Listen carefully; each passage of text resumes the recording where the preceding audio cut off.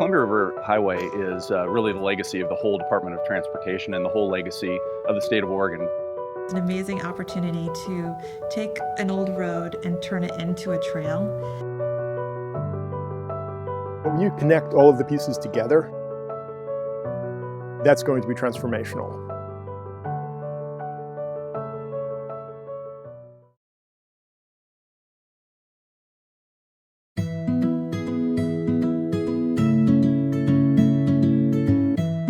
We call this one section of the old highway the Mossy Road.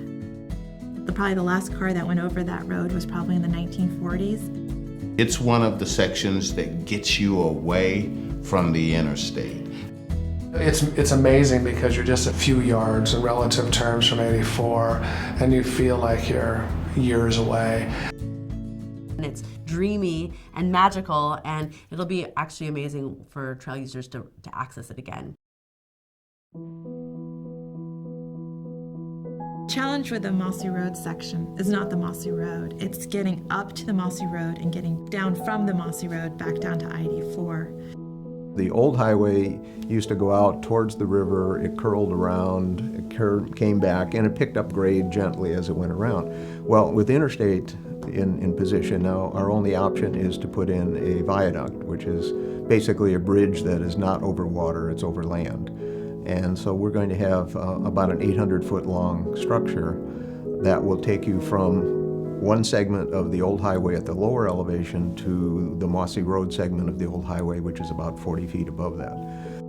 The engineers and landscape architects are working on a design that would be appropriate for probably the 1920s, 1930s era.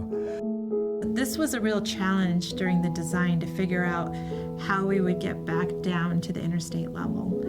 And so what we did is we looked for inspiration for what the original highway designers did. We're doing cliff face construction, and this is basically how the historic highway was built through the gorge originally. We're 40 feet up in the air, and we have to transition back down.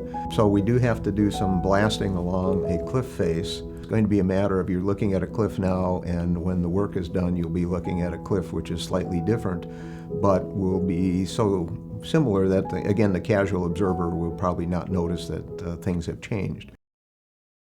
It will feel like many sections of the old highway as you drive it today.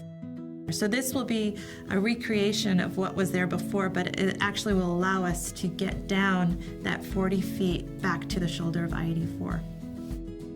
Follow our progress on the Oregon Department of Transportation's website.